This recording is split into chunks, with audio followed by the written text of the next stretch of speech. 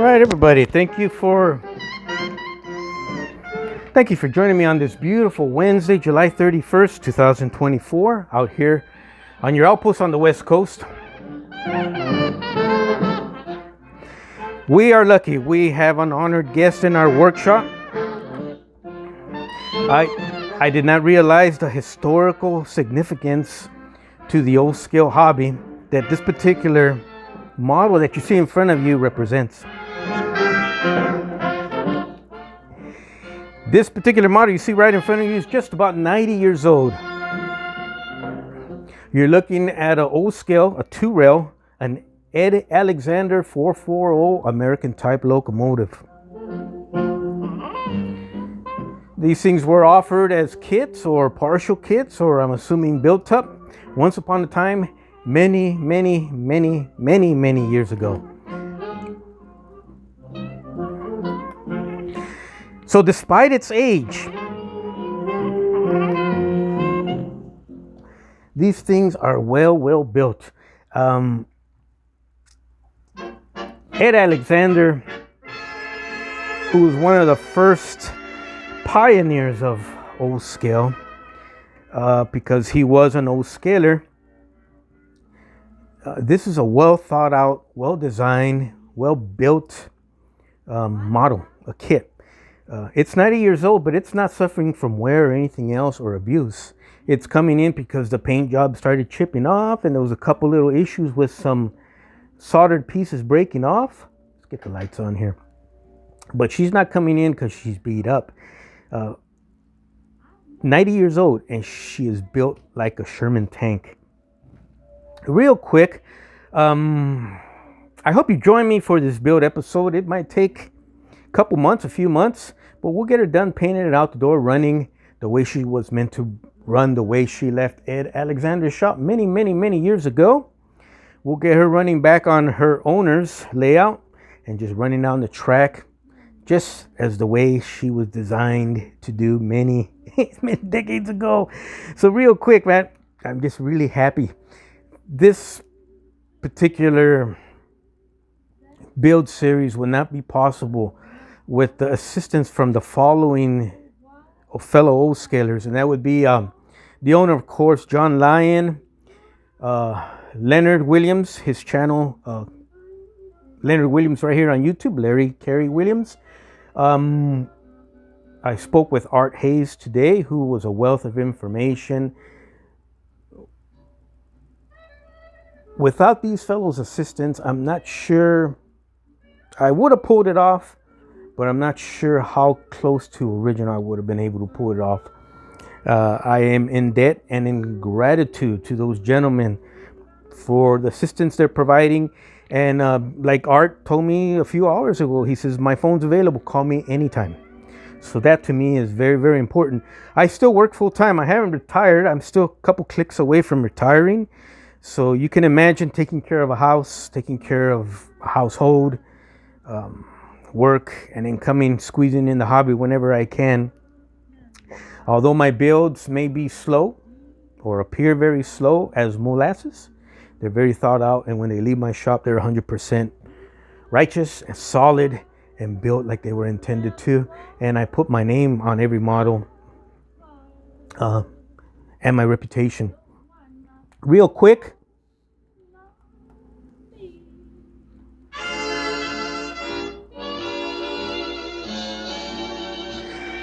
so there are the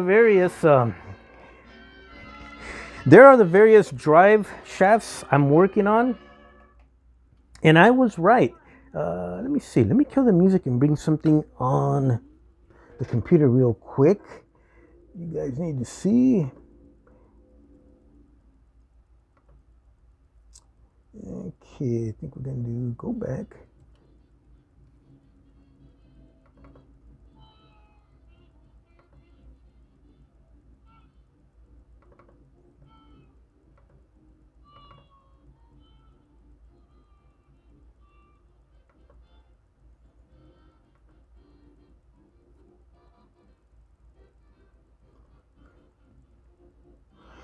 All right, we got it. This is important what I was going to say. These are the drive shafts I came up with. Something told me that the original drive shafts on this particular model, because the actual electric engine is located in the tender. So there has to be a drive shaft from the tender going back forward to the locomotive. That way it'll turn its tires and it'll run down the track.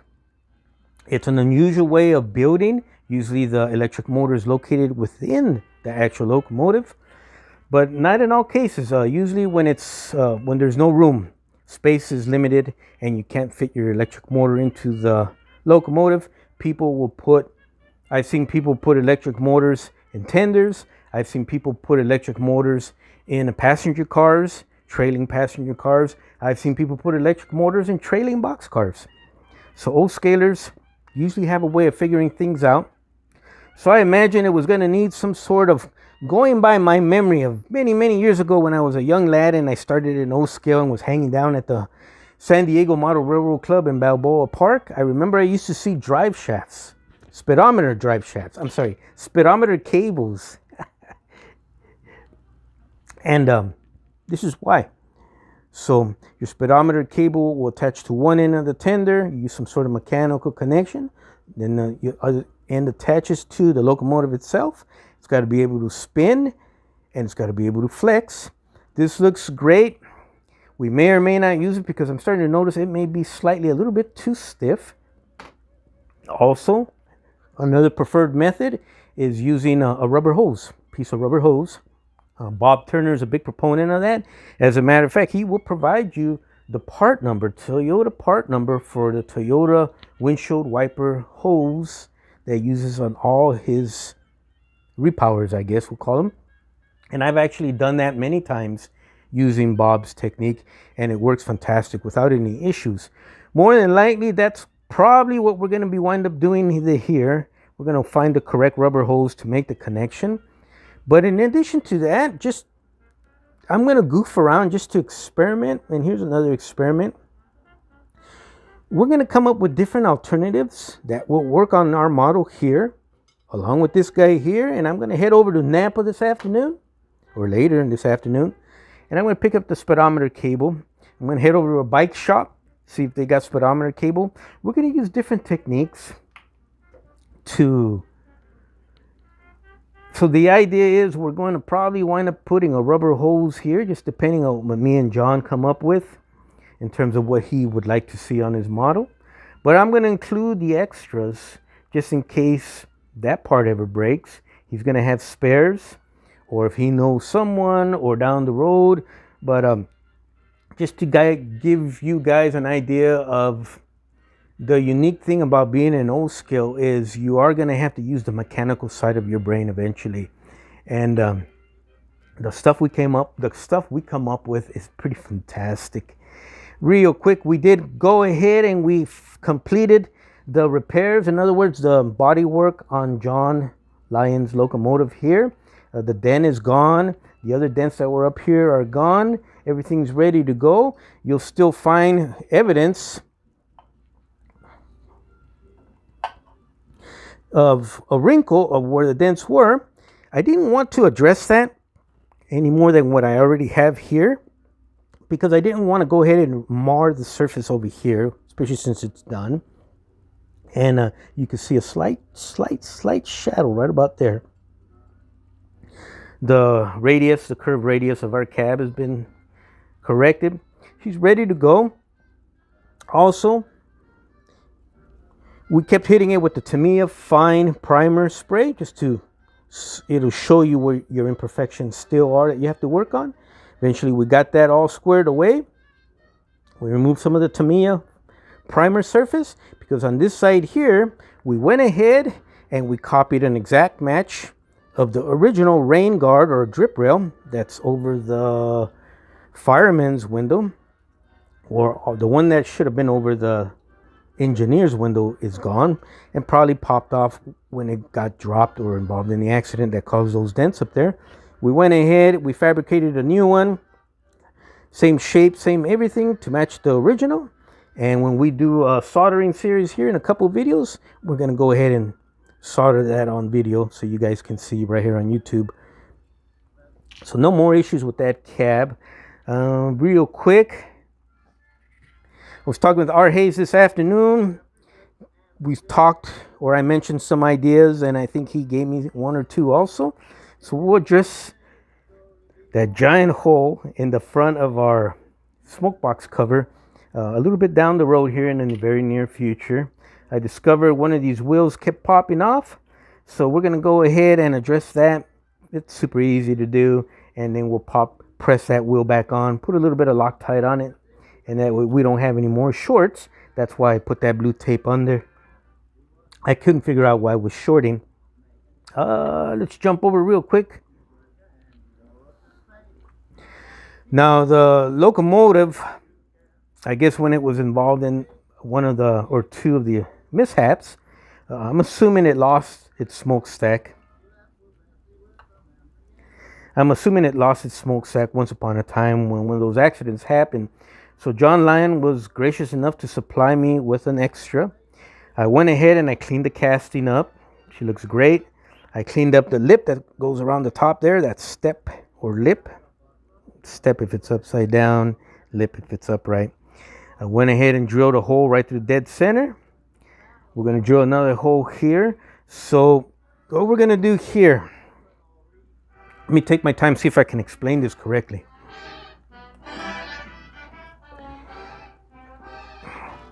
On all my models I build, on all my models I rebuild, on all my models I do for customers, I try to build hard points into them that you'll never see. The viewing public will never even know it's there. Because the modeler is going to need a place where he can grab and pick up his model forever. And just like a fighter plane has to have hard points under the wings, so in order to attach the missiles and the drop tanks and the electronic jamming pods and stuff like that, I like a couple places on the model, actually a few places on the model, to be hard points where you can pick them up, never have to worry about damaging the model. And one of them is the smokestack. Always grab it here if you had to. So what we're going to do here is we'll drill a little hole, and I do this to all my models. We'll go ahead and attach this. We're going to silver solder the stack onto the boiler, but we're also going to provide the second mechanical connection, which will be that bolt and a nut attaching underneath. So hopefully this will be a hard point forever and ever, in case you ever got to catch this at the last second, or your kids come and they don't know what they're picking up. They're probably going to pick it up from here. The model won't be damaged anymore in the future and last another 90 years for whoever its owners are going to be down the road. Other than that, the boiler is just fantastic. It's just 100% solid built. No issues with the body whatsoever. We just got to figure out a connection for our rubber hose or whatever drive shaft we're going to come up with. I already have some ideas cooking in my head, so that's cool. Let's see real quick. If you want to know what the original drive shaft looked like when these things left Ed Alexander's shop, Art Hayes was kind enough to provide, I guess, John Lyon this photograph, and he sent it to me. And I think the first question, after I introduced myself, or he already knew I was calling, but after I said, hi, Art, I'm, Tino Mejia out here in California, my first thing out of my mouth was that drive shaft the speedometer cable? And he laughed and he goes, yep, basically that's what it is. And it's pretty solid, works 100%. I remember using these, or I remember my early All Nation locomotives when I first got into the hobby would have drive shafts, speedometer cables as drive shafts, and I would remove them and I would put either a fancy one that I bought, or I'd put rubber hoses on there, the Bob Turner idea. So pretty much Ed Alexander was on top of his game. What a neat idea. And it's used in other applications in the hobby and other models and stuff. But it's just the reference material that he sent me. And we'll go over it right now before the video ends. Let's try and keep this video kind of quick. Now our cab. We're going to do a series here just on soldering using my resistance soldering unit. We're also going to show examples of how you go about soldering and what not to do and different techniques and stuff. So it'll be like a 3 or 4 part quick episodes. For those of you who are watching this and have caught the bug and are saying, what is O-scale? I want to get into this. I'll introduce you guys to that in my simple way. But anyways, this is the bottom of the cab, and it came apart in many pieces, either when it was dropped or probably since then or something like that. And this is how it would look, something like that. Okay. Immediately, number one, the first problem I can tell you, or anybody else can tell you, there's just too many pieces soldered here together that if someone grips it hard on purpose or by accident, or if it's dropping and you're trying to catch it and you grip it too hard, you may wind up breaking apart your cab floor or mounting points, actually. And that's exactly probably what happened here. It's a weak point to the model, in my opinion. But me and John Lyon, the owner of the model, agreed to stick to the way restorers today conserve things and try to stick to the original as possible, unless it's absolutely necessary or a part is missing. So the best thing here would have been to make this a 1-part piece of sheet brass. Obviously, we can't do that.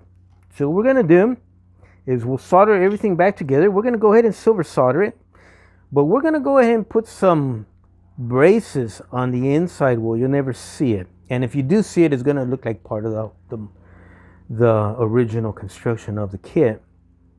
And that way you can grab it silver soldered. We're going to silver solder the entire thing back onto the cab, by the way. This cab is going to be 100%. You'll be able to grip it. The cab is attached to the frame, and it's only attached to the boiler by 2 little solder areas, I think in here somewhere, or back in here. I think they were back here where the walkways are. That scares the living daylights out of me. But we're going to make it so she's still going to have that original look, but you're going to be able to pick her up from anywhere you want to in that cab area without any fear from here on out for another 90 years. So that cab is attached. Basically, it's like this. So this would be the cab. It bolts onto that frame there, and there's your connection. So we're going to go ahead. That's all going to stay the same. It's all going to be original. We're not going to change anything. And we're just going to go ahead and provide the security of silver solder joints and carefully strategic placed brackets or bracing. Let me give an example of one. Let's just exaggerate here real quick. So we're not going to use a big giant sheet, but we are going to use pieces of this thick brass there. So an example, for example, and I'm not going to say this is what we're going to do. You would solder your brace, your thick piece of brass there, and then you'd solder the floor onto that thick piece of brass like that. So you create that step there, that lip, and then that's going to give you your original connection, but that's going to give you that backing or that brace and the heft where you'll never have that issue again. Now, I'm not sure if I can do that here in this particular case, or at least in this area of the cab, because our drive shaft has to go through there. So clearance problems may be an issue. We'll discover that together when we get to that point. Let's see here real quick. I think that's about it. So what we're gonna do is, let's go ahead. Okay, here you go. Here's a good example of if you're gonna start. When I stripped the model and I took the paint off and I cleaned up the brass keeps getting tarnished again just by the oxygen in the air. So you get this brown effect. You'll never be able to solder this together. You're gonna keep hearing me and others preach.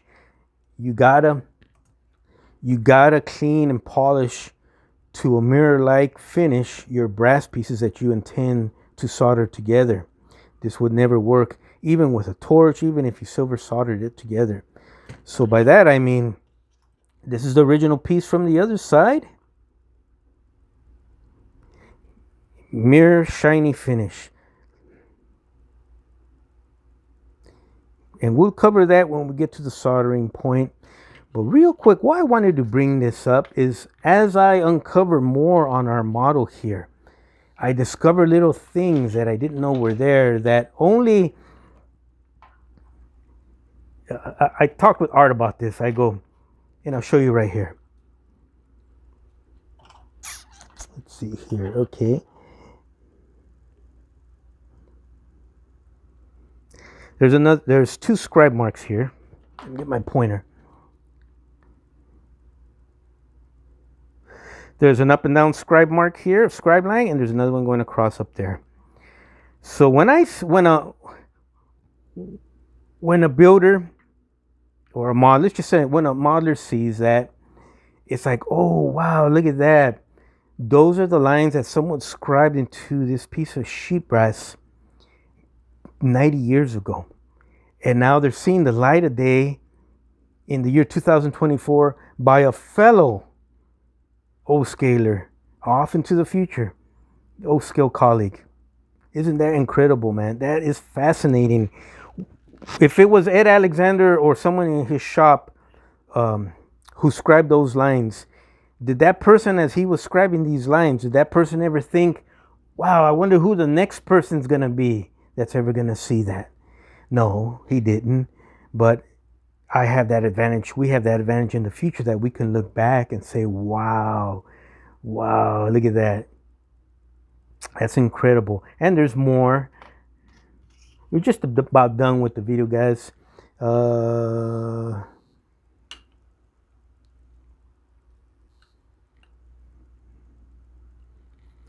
scribe line, right dead center here. Actually, he did not hit dead center here. He's slightly to the right. Slightly, about a 1/16 of an inch. So center line goes all the way up and down our model. You can see some of it right there. Good thing they caught it when they were building the model, because as they built the model, they made sure not to follow that off-center line, and your smokestacks, your sand domes, and everything is perfectly lined dead straight up and down relative to each other. And but wow, just little things like that throughout the model that I've discovered. So let's check out some more little things here I want to share with you guys real quick. Let's go back to the early days of O-scale.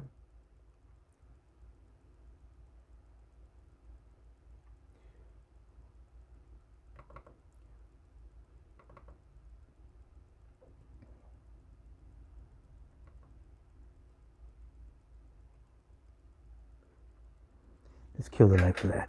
All right, here we go. Let's make sure no lights interfere. There is, these were sent to me.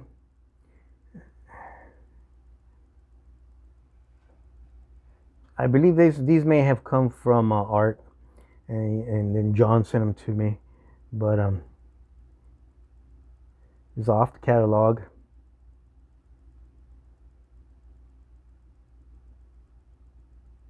One of the pages of the Ed Alexander catalogs shows you all the parts and stuff.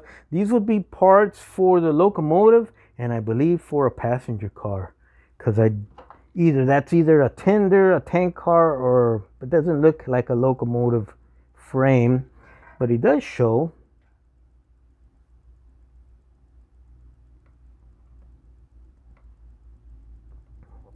Left side standard 440 with old coach. That may be where that came from. But look at that 440. That's a good looking 440. Let's go to another page here. I got to turn the camera down so you don't see this is my work computer, and some stuff you guys. Okay.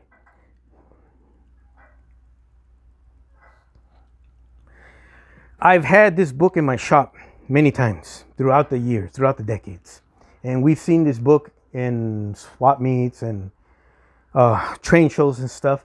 I did not know this was Ed Alexander from the kit.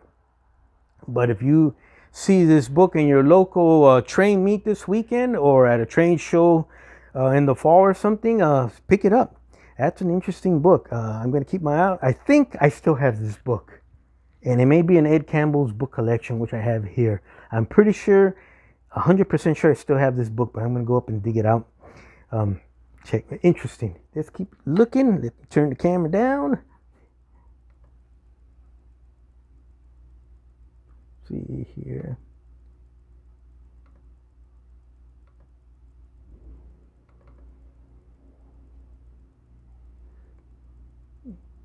Alrighty, here is a page.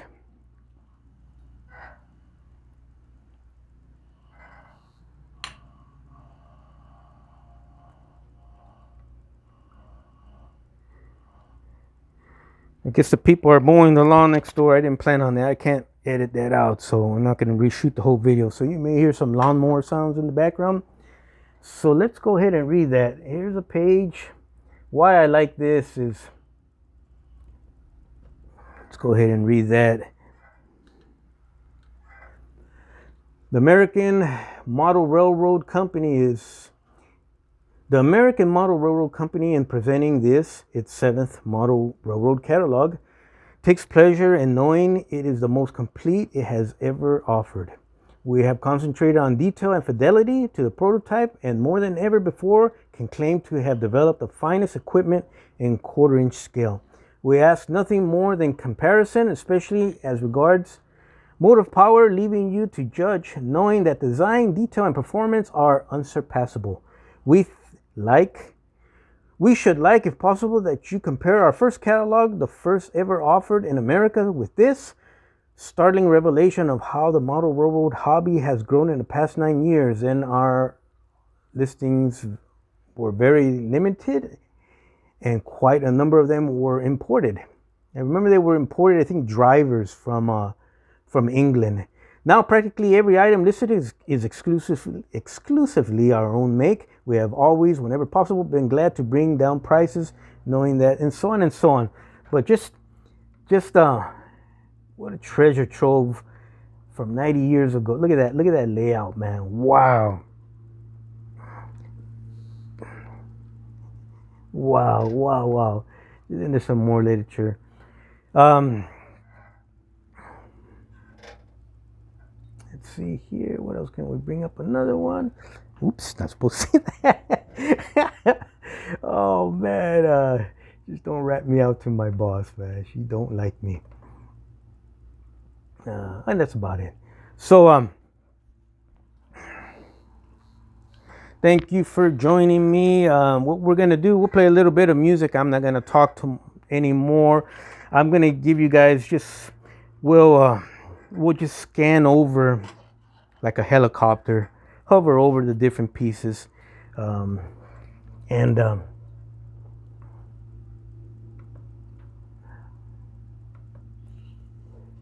pieces here. Okay. Yeah, we got some music going right here. We'll get some good music. You guys ready? Okay. Thank you for joining me.